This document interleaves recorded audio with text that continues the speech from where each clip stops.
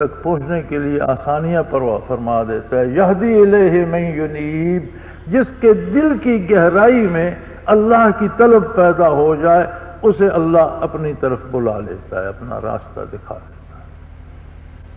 والذین جاہدوا فینا، جو لوگ صرف مجھے راضی کرنے کے لیے اور مجھے پانے کے لیے اور میرے وصال کے لیے محنت کرتے ہیں، کوشش کرتے ہیں، لنہدینہم سبلنا، ان کو میں اپنی طرف کئی راستے دکھا دیتا ہوں. ہر راستہ میری طرف ان کا آتا ہے، ہر فعل ایک راستہ ہے، ہر فعل ایک قدم ہے، ان کا ہر قدم میری طرف بڑھتا ہے.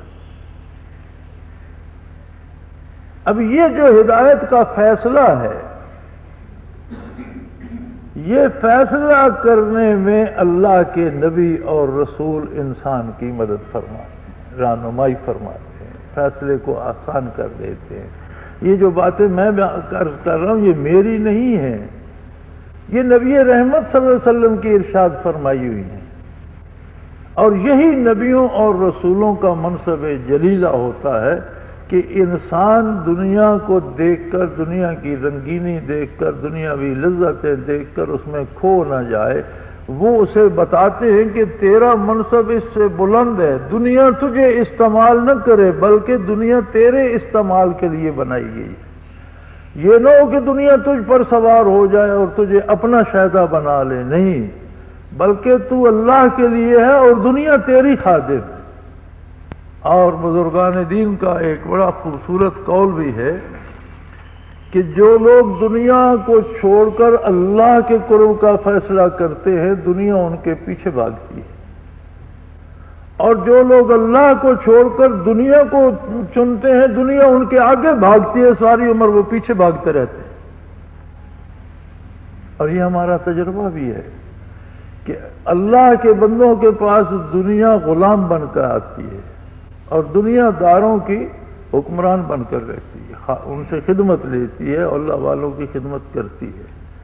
تو دنیا کو برا یا فضول کہنا بھی غلط بات ہے. دنیا اللہ کی مخلوق ہے اور اس نے اتنی خوبصورت، اتنی لذیذ بنائی ہے کہ دنیا کو اس نے اپنے مقابلے میں رکھ دیا ہے. وہ جو شاعر نے کہا تھا نا کہ رخ روشن کے آگے شمع رکھ کر وہ یہ کہتے ہیں ادھر جاتا ہے دیکھیں یا ادھر پروانہ آتا ہے، کہ میرے محبوب اتنا حسین ہے کہ اس نے اپنے رخ روشن کے آگے ایک شمع جلا کر رکھ دی اور پروانے کا امتحان لے رہا ہے کہ پروانہ شمع پہ نثار ہوتا ہے یا اس کے رخ روشن پہ نثار ہوتا ہے. تو قدرت کا نظام بھی ایسا ہے کہ یہ دنیا ایک شمع ہے اور دوسری طرف جمال الہی ہے. اب یہ فیصلہ انسان نے اسی پر اس کی جزا سزا کا مدار ہے. اس فیصلے میں یہ مجبور نہیں ہے. فرمایا وَهَدَيْنَاهُ السَّبِيلَ إِمَّا شَاكِرًا وَإِمَّا كَفُورًا، ہم نے راستہ انسان کو کھول کر بتا دیا. اب اس کی پسند ہے وہ شکر کی راہ اختیار کرتا ہے یا ناشکری کی. یہ جو شکر کا راستہ، وصول الہی کا راستہ، یہ جو حضور حق کی بات ہے، یہ جو سائنس آج کر رہی ہے، یہ ہر نبی نے بتائی. اور ہر نبی جس قوم کی طرف مبعوث ہوا، جتنے علاقے کی طرف مبعوث ہوا اور جتنے عرصے کے لیے مبعوث ہوا، اس عرصے میں اس علاقے ان لوگوں کے لیے رحمت حق کا دروازہ صرف اللہ کا نبی اور رسول تھا. اور فرمایا رسولوں کو اہم نہ سمجھو، یہ اللہ کے خاص بندے ہیں، اللہ کی بات بندوں کو بتاتے ہیں، اللہ کا راستہ بندوں کو بتاتے ہیں، بندوں کو اللہ تک پہنچنے کی ہمت دلاتے ہیں اور اس کا سبب بنتے ہیں. اور ان میں ایسے پہلی بات یہ ہے فضلنا بعضهم علی، ہم نے بعض کو بعض پر فضیلت دی. اب دیکھیں بات کرنے کا ایک انداز ہوتا ہے. کسی بادشاہ کو خواب آیا، اس نے خواب میں دیکھا کہ اس کے سارے دانت گر گئے.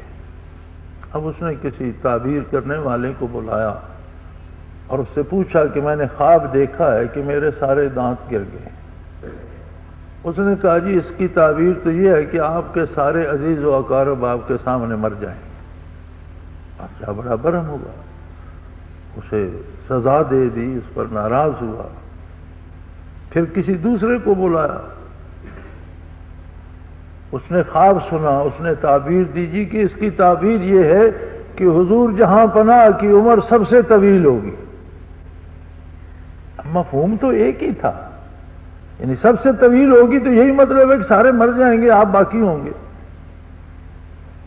لیکن اس پر بادشاہ خوش ہوا اور اسے انعام دیا۔ تو بات ایک ہی تھی، کرنے کا اسلوب جو تھا وہ مختلف تھا۔ قرآن حکیم نے یہاں انبیاء اور رسل کی بات کرنے کا جو اسلوب بتایا، اس میں یہ نہیں کہا کہ کوئی نبی کسی نبی سے درجے میں کم تھا، نہیں۔ فضلنا بعضهم علی بعض، بعض کو بعض پر ہم نے فضیلت دی، سارے فضیلت والے ہیں، بعض زیادہ فضیلت والے۔ اب اگر کوئی زیادہ ہے تو دوسرا کم ہوگا، لیکن انبیاء کے معاملے میں یہ لفظ استعمال کرنا گستاخی۔ اور قرآن کریم کا اسلوب یہ کہ سب اچھے ہیں، اچھوں میں کچھ بہت اچھے ہیں۔ ہر نبی اللہ کی رحمت کا امین تھا، ہر نبی ہدایت کا سبب اور ہادی تھا، ہر نبی نے اللہ کی مخلوق کو اللہ سے ملانے کی کوشش کی۔ لیکن کچھ تو ان میں سارے اچھے ہیں، کچھ بہت ہی، کچھ تو ایسے ہیں جن سے اللہ نے براہ راست کلام فرمایا، منہم من کلم اللہ۔ کلام متکلم کے مزاج اور اس کی ذات کا آئینہ ہوتا ہے۔ آپ کسی شخص کی بات روز سنتے رہیں، اس کی عادات آپ میں آ جائیں۔ آپ کسی بندے کو جواریوں کے ساتھ بٹھا دیں، وہ جوئے نہ کھیلے، ان کی باتیں سنتا رہے، آخر اسے جوئے میں دلچسپی پہ، اس کا مزاج ایسا بن جائے۔ آپ کسی کو بٹیر بازوں کبوتر بازوں کے پاس بٹھا دیں، ان کی باتیں سنتا رہے، وہ آخر وہ بھی شروع کر لے گا۔ آپ نیکوں کی محفل میں بیٹھیں، بھلی باتیں سنتے رہیں، آپ کا بھی نیکی کو دل چاہے گا۔ آپ کسی بری مجلس میں بیٹھے، آپ پر بھی برائی غالب آنے لگ جائے گی، آپ کا ذہن بھی برائی سوچنے لگ جائے گا۔ بات کرنے والے کا، متکلم کا، سننے والے پر، سامع پر اس کی ذات کا ایک پرتو، ایک اثر پڑتا ہے۔ پھر ان ہستیوں کو دیکھو جو خود رسول تھے اللہ کے، اور پھر اللہ نے ان سے ذاتی طور پر کلام بھی فرمایا۔ پہلے ہی اللہ کے رسول تھے، منتخب بندے تھے، پھر اللہ نے ان سے ذاتی طور پر اپنے کلام سے انہیں مستفید فرمایا، تو ان پر کیا کیفیات وارد ہوتی ہوگی، ان پر کتنی روشنیاں، کتنے جمال اور کتنی اللہ کی برکات ان پر، وہ وجود کتنے بابرکت۔ اور فرمایا تم اندازہ نہیں لگا سکتے، میں نے اپنے رسولوں میں اس سے بھی بہت بلند درجات تقسیم فرمائے۔ جیسے موسیٰ کلیم اللہ تھے علیہ السلام، لیکن آقا نامدار صلی اللہ علیہ وسلم کو جب مبعوث فرمایا تو موسیٰ بنی اسرائیل کی طرف نبی تھے، ایک خاص وقت تک کے لیے تھے، ایک خاص علاقے، خاص قوم کے لیے تھے۔ جب مبعوث فرمایا محمد رسول اللہ صلی اللہ علیہ وسلم کو، فرمایا ما ارسلناک الا رحمۃ للعالمین، اللہ کے سوا ساری کائنات کے لیے باعث رحمت بنا دیا۔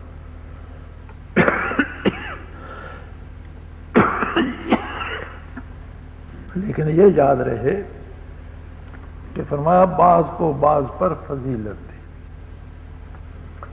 اور اسی سے علماء نے اخذ فرمایا کہ اللہ کے بندوں کا، اولیاء اللہ کا ذکر خیر ہو تو کبھی یہ مت کہو کہ فلاں فلاں سے درجے میں کم تھا۔ یہ قرآنی اسلوب نہیں ہے۔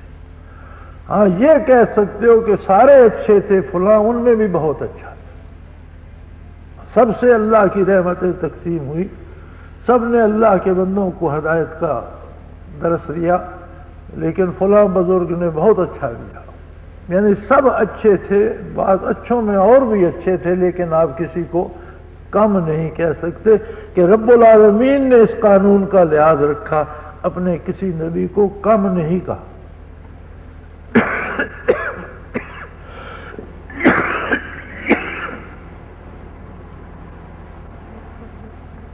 تو انبیاء علیہ الصلوۃ والسلام جو برکات تقسیم فرماتے ہیں وہ نبی کے وجود بابرکت میں بھی اسی طرح سارے باڈی سیل ہوتے ہیں، کھربوں باڈی سیل، بالوں میں، ناخن میں، جلد میں، گوشت پوست میں، ہڈیوں میں، انبیاء اور رسل کے وجودان مبارک میں بھی اسی طرح باڈی سیلز ہوتے ہیں۔ ہر باڈی سیل نور الہی اور نور نبوت سے منور ہوتا ہے۔ آپ اگر آسمان کے ستارے گن سکیں،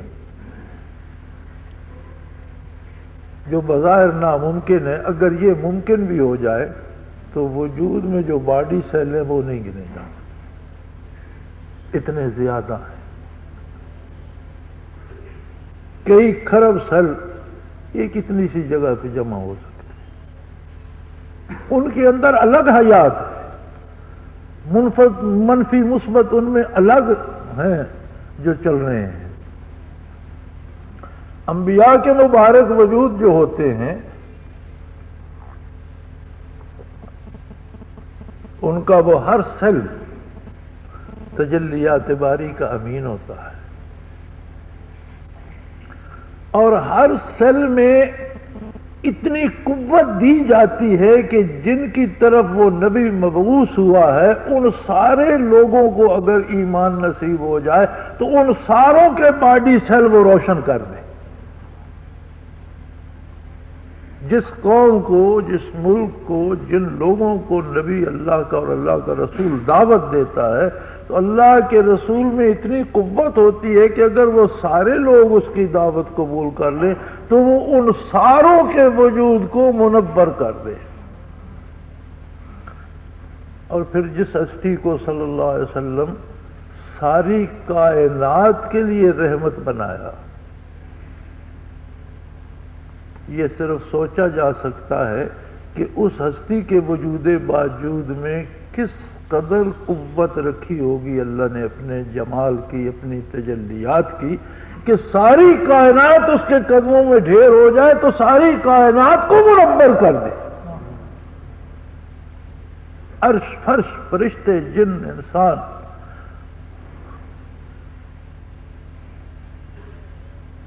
تحت الثری سے لے کر ثریا تک جہاں تک اللہ کی مخلوق ہے، اللہ کی ایک ذات کو چھوڑ کر اللہ کی ساری مخلوق اگر رحمت للعالمین صلی اللہ علیہ وسلم کے قدموں میں ڈھیر ہو جائے تو ساری کو تجلیات باری سے منور کر دیں۔ سراجم منیرہ، روشنیاں بکھیرنے والا سورج۔ اب جب تک کائنات، کیونکہ ساری حضور کی امت ہے، جب تک کائنات باقی ہے فیضان رسالت و نبوت تب تک باقی ہے۔ آج بھی کلمہ محمد الرسول صلی اللہ علیہ وسلم کا پڑھا جا رہا ہے، لا الہ الا اللہ محمد الرسول اللہ صلی اللہ علیہ وسلم، اللہ کے سوا کوئی عبادت کے لائق نہیں، اور حضرت محمد صلی اللہ علیہ وسلم اللہ کے رسول ہیں، تھے نہیں۔ کانا محمد الرسول اللہ کو نہیں پڑھتا، رسول تھے نہیں، آج بھی اللہ کے رسول ہیں، کل بھی اللہ کے رسول ہیں، جب تک سورج طلوع و غروب ہوتا ہے اللہ کے رسول ہیں۔ وہ نور کی شمعیں جگمگ جگمگ کر رہی ہیں، وہ روشنیاں آج بھی روشن ہیں، تا ابد رہیں گی۔ اب یہ فیصلہ اس نے انسان پر چھوڑ دیا کہ تجھے میں نے عقل دی، شعور دیا، ایک رائے دینے کی قوت دی، کیا تو میرے اس نبی سے مستفید ہونا چاہتا ہے، یا پھر دوسرا راستہ بھی اس قادر مطلق نے بتایا کہ دوسرا ایک راستہ ہے۔ اب وہ لاکھوں میں بٹ جائے لیکن اصل میں ایک ہے، اور وہ ہے شیطان کی پیروی۔ فرمایا انہو لکم عدو مبین، شیطان تمہارا سب سے بڑا اور کھلا دشمن ہے۔ لا تتبعوا خطوات الشیطان، کبھی شیطان کے نقش قدم پر چلنے کی حماقت نہ کریں۔ دو ہی راستے ہیں، ایک ہے محمد الرسول اللہ صلی اللہ علیہ وسلم کے نقش قدم پہ چلنا، دوسرا ہے شیطان کے نقش قدم پہ چلنا. فیصلہ انسان تجھ پر ہے، ادھر جاتا ہے دیکھیں یا ادھر پروانہ آتا ہے.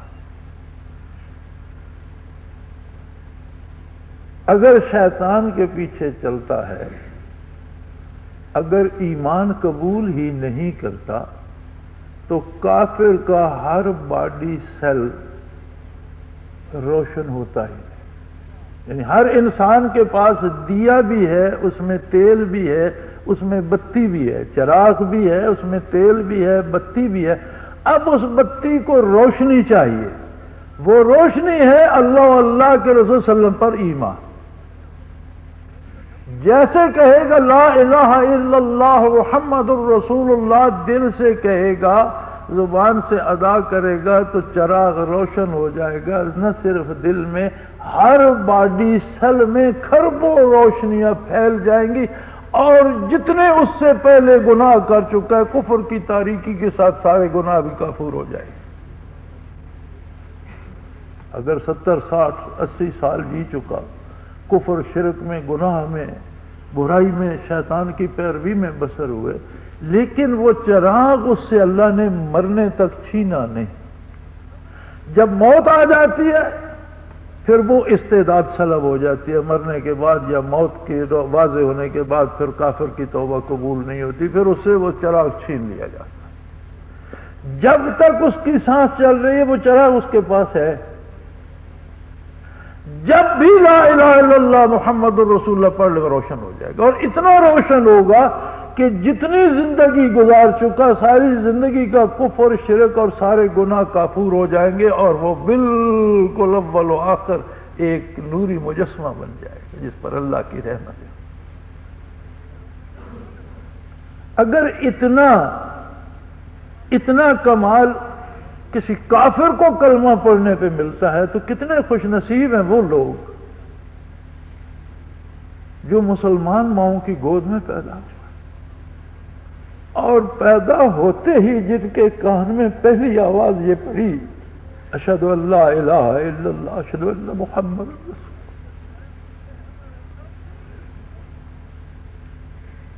پتہ ہے صحابہ کرام کی فضیلت قرآن نے کیا لکھی ہے؟ ثم تلین جلودہم وقلوبہم الی ذکر اللہ. نور نبوت کی روشنیاں ان کے ہر باڈی سیل میں پہنچی، اور عرفاً کہہ دیا کہ کھال سے لے کر نہا خانہ دل تک ہر سیل جو ہے وہ خود ذاکر، ہر سیل اللہ اللہ کرنے لگ. ثم تلین جلودہم وقلوبہم الی ذکر، کھال سے لے کر نہا خانہ دل تک وجود کا ہر ذرہ اللہ اللہ پکارنے لگا. اور یہی برکات نبوت آج بھی اسی کی ضرورت ہے. آج بھی وہ لوگ چاہیے کہ جن کے پاس بیٹھ کر آج بھی وجود کا ذرہ ذرہ اللہ اللہ کرنے لگ جائے. اور یہ برکات نبوت ہیں، اور نبوت قائم ہے، آپ کی برکات بھی قائم ہیں، اور جب تک قائم رہے گی دنیا تب تک یہ برکات تقسیم ہوتی رہیں گی. اور یہی شناخت ہے کسی کو راہبر یا پیر بنانے کی کہ اگر اس کے پاس بیٹھنے سے دل اور وجود ذاکر ہوتا ہے تو وہ واقعی راہبر ہے. اور اگر یہ نہیں ہوتا، بھینس نے بچڑا دے دیا اور گائے شیردار ہو گئی اور بیٹا بھرتی ہو گیا، تو اس میں پیر کا کوئی کمال نہیں. یہ اس کا اپنا نظام ہے اور اس کے حکم سے چلتا ہے. جن کے پیر نہیں ہیں ان کی گائے بھی بچڑے دیتی ہیں اور ان کے ہاں بھی بچے پیدا ہوتے ہیں اور انہیں بھی روزی ملتی ہے. جو سرے سے اللہ کو نہیں مانتے وہ ان کی روزی بند نہیں کرتا. دادا جان اللہ پاک ان پر کروڑوں رحم سے فرمائے، ایک پنجابی شعر پڑھا کرتے تھے کہ پالن والا سر تے حاضر کل جیانوں پالے. پالن والا سر تے حاضر کل جیانوں پالے، اے بھی ویکھ نہ دھکے در تو رنج ہو برات نہ ٹالے. وہ تو جو اسے نہیں مانتے ان کی روزی بھی نہیں روکتا. ایک وقت تک مہلت دے رکھی ہے، پھر ان سے بات کرے گا، روبرو بلائے گا، ثبوت مانگے گا ایسا کیوں کیا تم نے. ان کے پاس جب کوئی عذر نہیں رہے گا تو سزا پائیں. فرمایا تلک الرسل فضلنا بعضهم علی بعض. اب اللہ کے رسولوں کی برکات یہ ہیں کہ نبی رحمت صلی اللہ علیہ وسلم نے ہر کلمہ گو کو اللہ کے روبرو کھڑا کر. اب کتنے لوگ ہم یہاں بیٹھے ہیں، کوئی پڑھا لکھا ہوگا، کسی نے پڑھا نہیں ہوگا، کوئی زیادہ عابد و زاہد ہوگا، کوئی ہمسا بدکار ہوگا، لیکن جب صلات شروع ہوگی تو کسی کو کوئی روکے گا نہیں، ہر کوئی اپنی بات اپنے پروردگار سے کر رہا. ہر بندے کو یہ عزت دے دی محمد الرسول صلی اللہ علیہ وسلم نے کہ اس کی کوئی گلی محلے میں سنتا ہے یا نہیں، گھر میں یا برادری میں کوئی سنتا ہے یا نہیں، اس کی بات اس کی بیوی بھی نہیں سنتی، بچے بھی نہیں سنتے، لیکن اللہ سنتا ہے. فرمایا تم یہاں کھڑے ہو جاؤ اپنے اللہ سے ہاں کر دیا ہم سخن بندوں کو خدا سے. تو اب بھی اگر کوئی آپ صلی اللہ علیہ وسلم کی برکات سے محروم رہے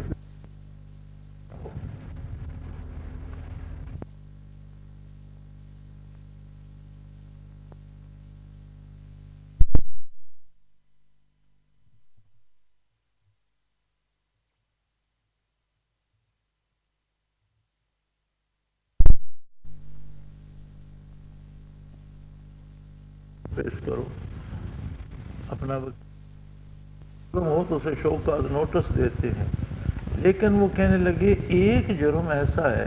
اچھا اللہ کا نظام ایسا ہے کہ وہ بھی شوکاز نوٹس عطا فرمائے، قیامت کو سب کو کھڑا کرے گا، ان کو اعمال نامے ان کے پکڑائے گا، پھر ان پر سوال کرے گا کہ ایسا ایسا تو نے کیوں کیا، تیرے پاس کوئی صفائی کو ہے تو بتا.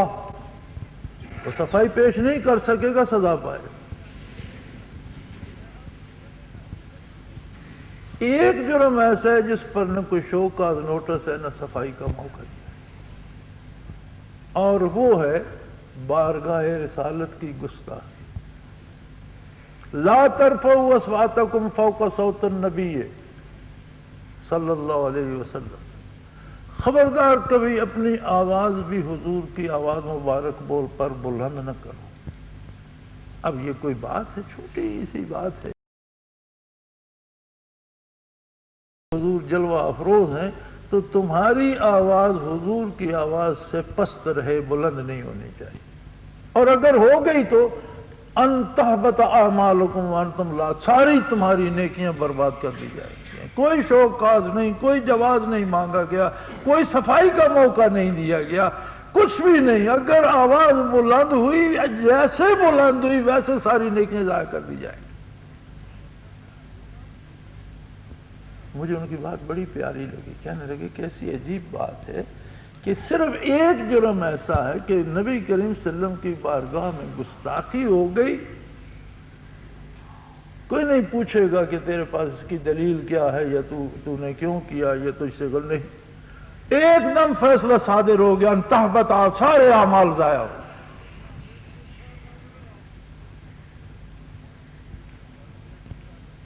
آج ہم کہتے ہیں کہ ہم زبوں حال ہیں، مسلمان دنیا میں مظلوم ہے، اس پر کافر غالب ہیں. میرے بھائی اگر کوئی حضور کی آواز مبارک پر تھوڑی سی آواز بلند کر دے، اونچا بولے تو ساری نیکیاں ضائع ہو جاتی ہیں. اگر حضور کے احکام کو چھوڑ کر غیروں کی پیروی کرے تو اس کا کیا حشر ہونا چاہیے. صرف آواز بلند کرتا ہے تو ساری نیکیاں ضائع ہو جاتی ہیں. اور قرآن کے مخاطب اول صحابہ کرام ہیں. جس مجلس میں یہ حکم نازل ہو رہا ہے وہاں تو ابوبکر صدیق اور فاروق اعظم، عثمان غنی اور حضرت علی کرم اللہ وجہ الکریم جیسے خلفائے راشدین بھی جلوہ افروز ہیں. وہاں تو بدر و احد والے بھی شامل ہیں جن میں مکہ کی تکالیف 13 برس جن نے برداشت کی وہ بھی وہاں موجود ہیں. اور سب کو ایک ہی فیصلہ سنایا جا رہا ہے کہ جس کی بھی آواز ذرا حضور کی آواز پر بلند ہوگی اس کے ساری نیکیاں ضائع کر دیں. ہاں وہ بدر میں تھا، احد میں تھا، مکے میں تھا، کچھ نہیں دیکھا جائے گا. میرے اور آپ کے پاس ہے کیا؟ ہم تہی دامن بھی ہوں اور حضور کی گستاخی بھی کریں قدم قدم پر کرے، ہر بات میں کرے، لباس میں، حلیے میں، بات کرنے میں، شادی میں، حتیٰ کہ موت کی رسومات میں بھی حضور کی سنت چھوڑ کر رواج کو اپنائے۔ تو ہمارا حشر کیا ہونا چاہیے؟ یہ تو پھر اس کا کرم ہے کہ اس نے ہم سے کلمہ نہیں چھینا، ورنہ ہمارا حشر تو عام آدمی کے سامنے آپ یہ جرم اور یہ فیصلہ اور یہ حالات رکھے تو وہ کہے گا تمہیں تو مسلمان ہونے کا حق، آج سے تمہارا تو ایمان سلب ہونا چاہیے۔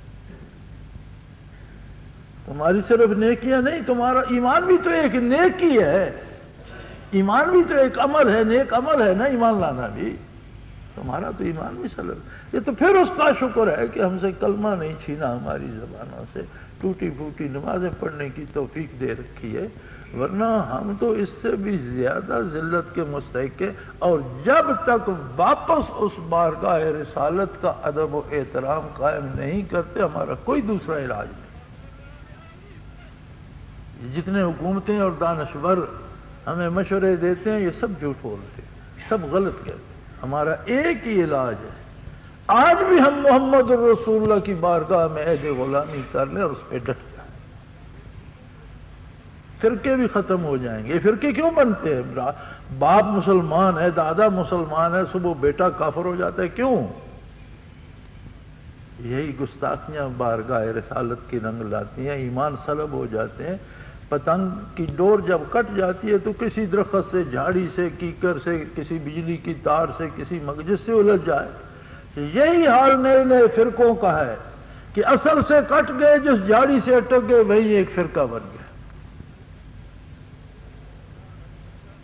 فرقہ تو ایک ہی تھا، لا الہ الا اللہ محمد الرسول اللہ، اور ایک ہی ہے، باقی کٹی ہوئی پتنگیں ہیں، کوئی فرقے نہیں ہیں۔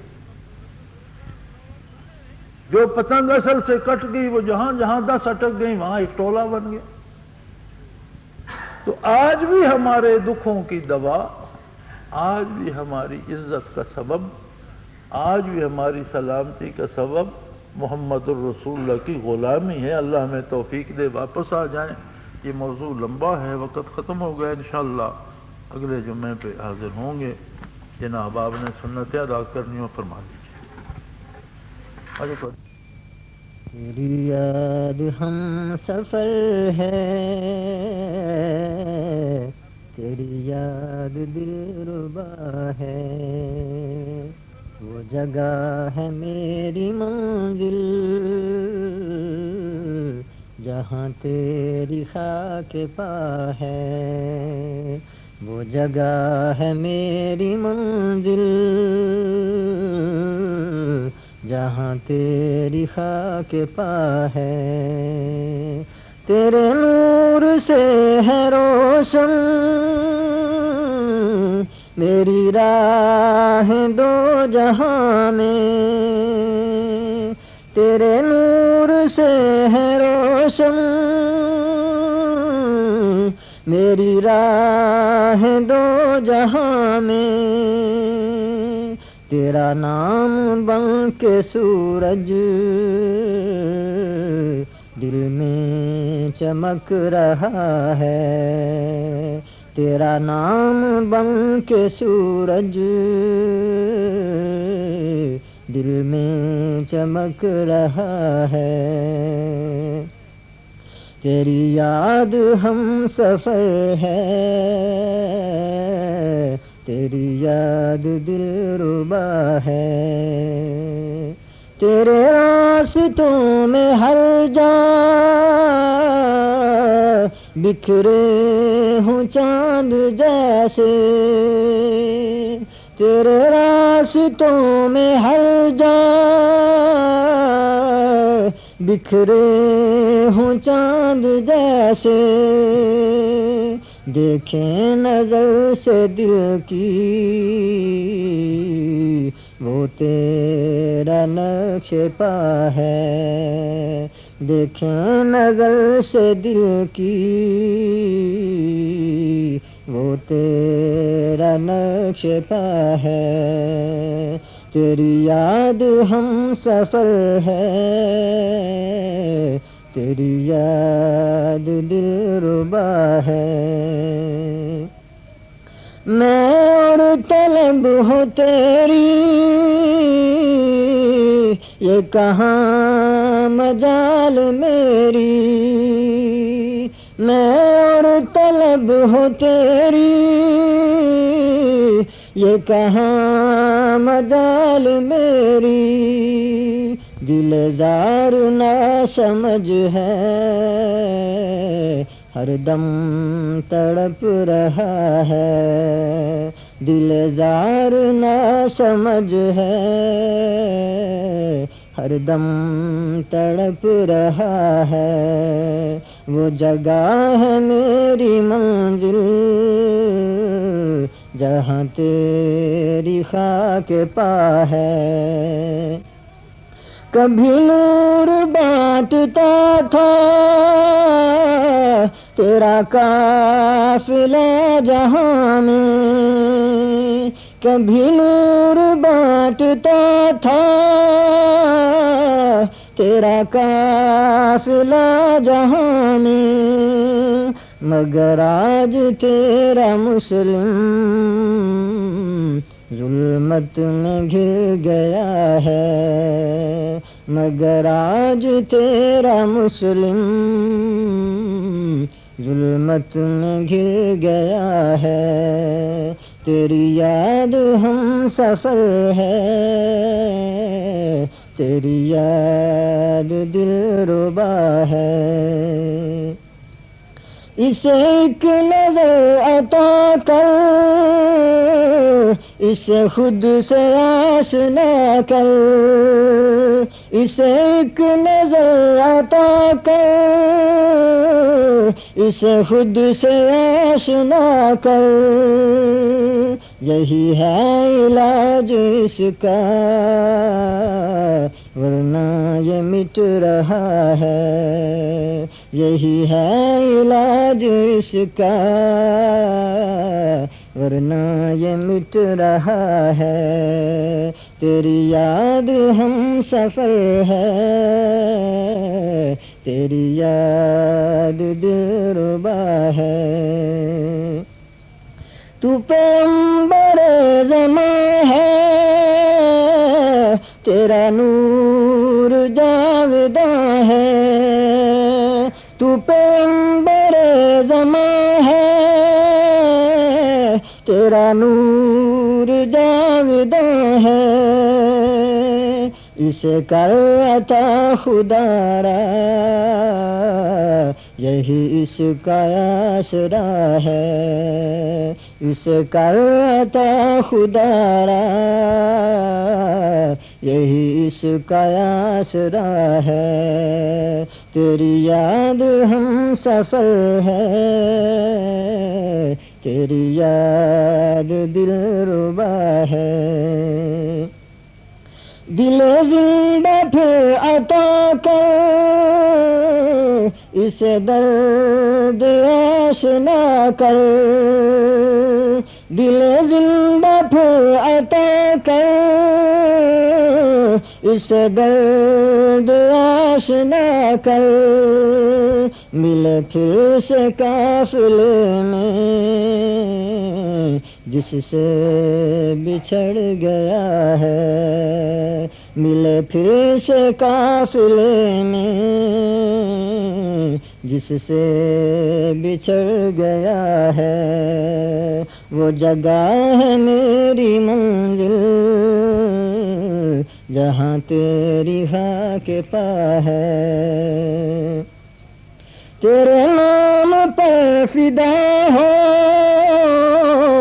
تیرا درد بانٹتا ہو. تیرے نام پر فدا ہو تیرا درد بانٹتا ہو. بن جائے اس کی بگڑی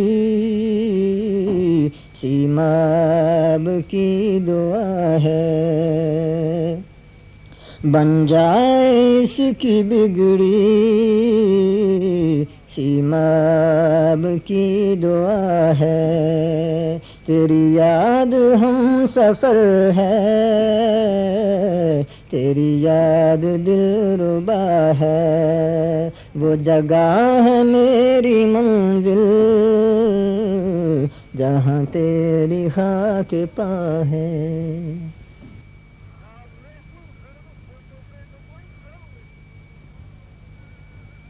یاد ہے میرے دل کا اثاثہ، تیری یاد ہے میرے دل کا اثاثہ، اسے ساتھ رکھتا ہوں سفر و حضر میں، تیری یاد ہے میرے دل کا اثاثہ، اسے ساتھ رکھتا ہوں سفر و حضر میں، تیری یاد ہے۔ اور تیری یاد سے روشنی ہے جہاں میں، تیری یاد سے روشنی ہے جہاں میں، بہت ظلمتیں تھیں وگرنہ دہر میں، بہت ظلمتیں تھیں وگرنہ دہر میں، تیری یاد ہے میرے دل کا اثاثہ، تیری یاد ہے۔ اور تیری یاد مالک ہے دل ایک گھر ہے،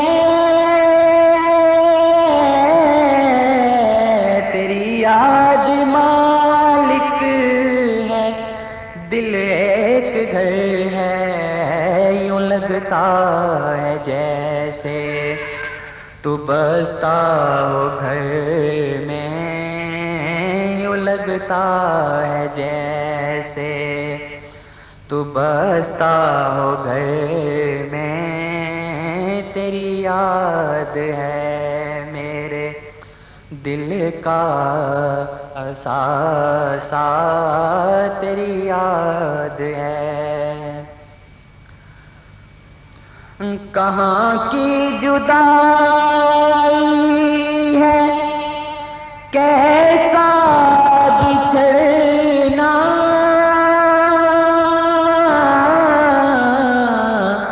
کہاں کی جدائی ہے کیسا بچھڑنا، سراپا تیرا بس گیا ہے نظر میں، سراپا تیرا بس گیا ہے نظر میں، تیری یاد ہے میرے دل کا اثاثہ، تیری یاد ہے۔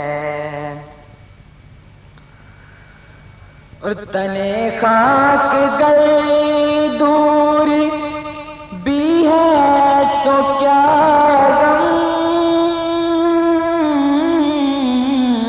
تنے خاک گئے دور بھی ہے تو کیا غم،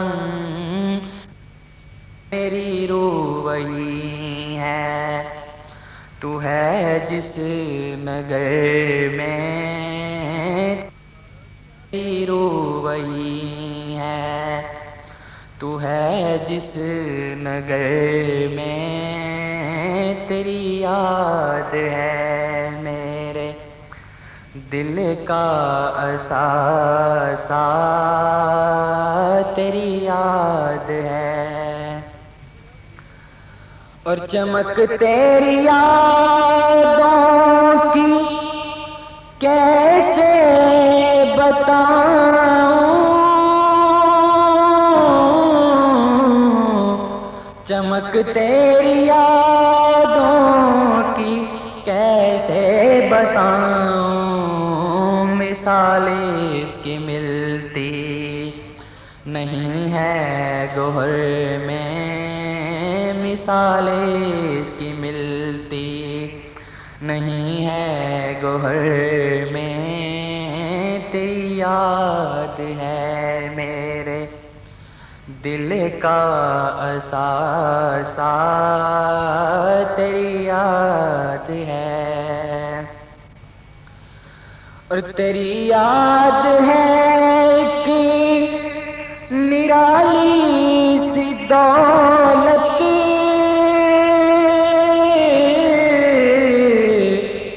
تیری یاد ہے ایک نرالی سی دولت، مثال اس کی ملتی ہے کب سے مضر میں، مثال اس کی ملتی ہے کب سے مضر میں، تیری یاد ہے میرے دل کا اثاثہ، تیری یاد ہے،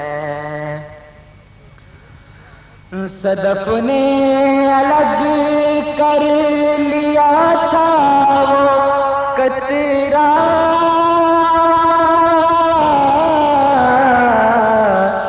صدف نے الگ کر لیا تھا وہ قطرہ، نہ ڈھلتا وگرنہ کبھی وہ گوہر میں، نہ ڈھلتا وگرنہ کبھی وہ گوہر میں، تیری یاد ہے میرے دل کا اثاثہ، تیری یاد ہے،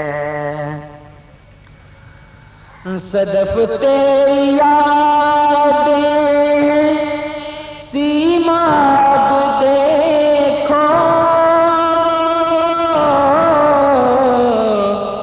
صدف تیری یادیں ہیں سیماب دیکھو، اکیلا ہوں باسی انوکھے نگر میں، اکیلا ہوں باسی انوکھے نگر میں، تیری یاد ہے میرے دل کا اثاثہ، اسے ساتھ رکھتا ہوں سفر و حضر میں، تیری یاد ہے میرے دل کا اثاثہ، اسے ساتھ رکھتا ہوں سفر و حضر میں۔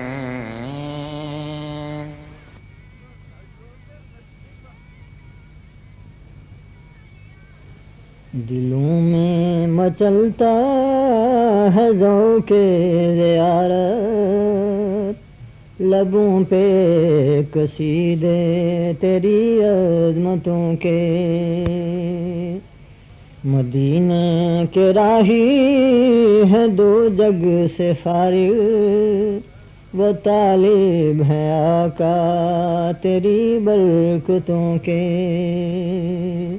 پیشانی منور ہے سجدوں سے ان کی، دلوں میں ہے ذکر الہی کے جلوے، پیشانی منور ہے سجدوں سے ان کی، دلوں میں ہے ذکر الہی کے جلوے، دلوں میں مچلتا ہے ذوق زیارت، لبوں پہ قصیدے تیری عظمتوں کے،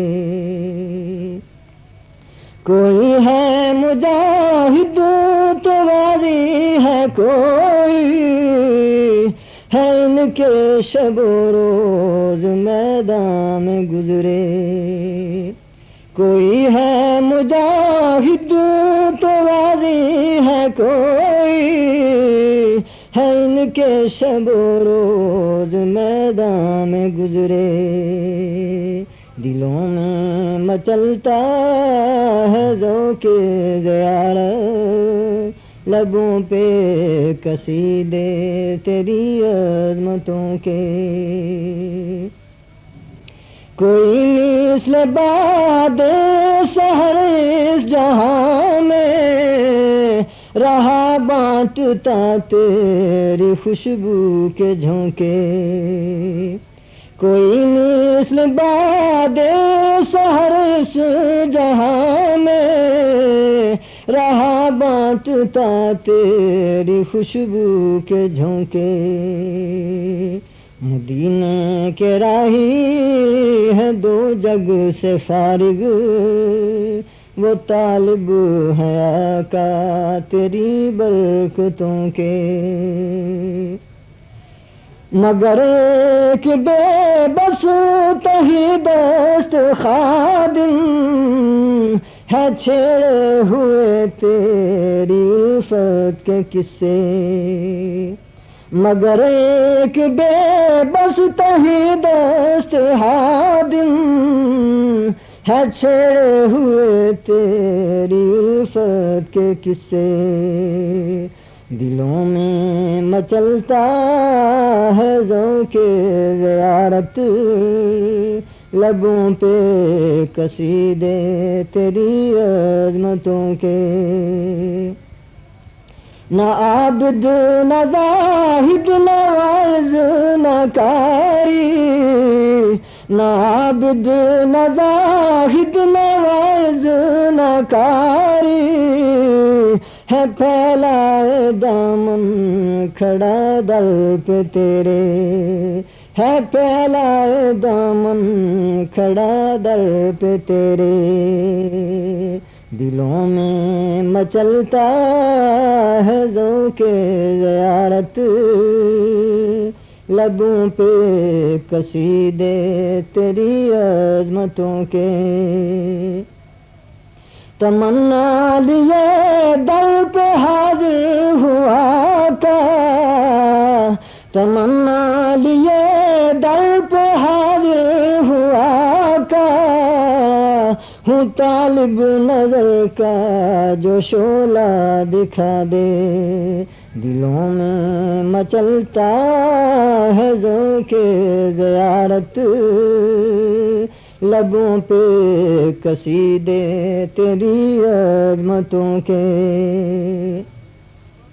جلے میرا سینہ اٹھے اس سے طوفان، جلے میرا سینہ اٹھے اس سے طوفان، جو مسلم کے سینے میں ہلچل مچا دے، جو مسلم کے سینے میں ہلچل مچا دے، مدینے کے راہی ہے دو جگ سے فارغ، وہ طالب ہے آقا تیری برکتوں کے،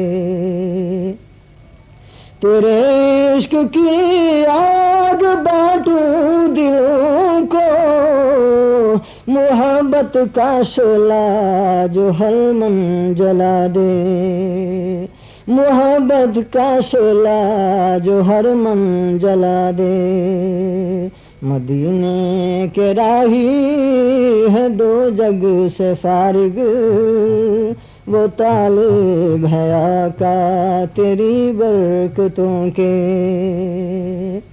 بنا دوں میں مسلم کو دیوانہ تیرا، محبت تیری رخ سے بسمل سکھا دے، محبت تیری رخ سے بسمل دکھا دے، دلوں میں مچلتا ہے ذوق زیارت، لبوں پہ قصیدے تیری عظمتوں کے،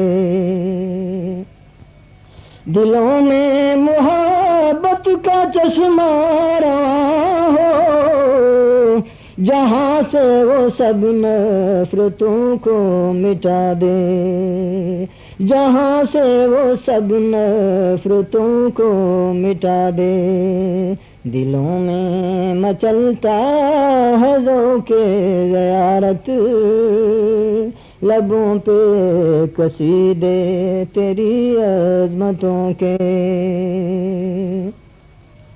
پھر انسان سکون آشنا ہو دہر میں، یوں خالق سے وہ اس کا رشتہ بنا دے، پھر انسان سکون آشنا ہو دہر میں، یوں خالق سے وہ اس کا رشتہ بنا دے، یوں خالق سے وہ اس کا رشتہ بنا دے، دلوں میں مچلتا ہے ذوق زیارت، لبوں پہ قصیدے تیری عظمتوں کے، لبوں پہ فقیر اپنے شام و سحر ہے، لبوں پہ فقیر اپنے شام و سحر ہے، الہی بہار ایسی پھر سے دکھا دے، الہی بہار ایسی پھر سے دکھا دے، دلوں میں مچلتا ہے ذوق زیارت، لبوں پہ قصیدے تیری عظمتوں کے، مدینے کے راہی ہے دو جگ سے فارغ، وہ طالب ہے آقا تیری برکتوں کے۔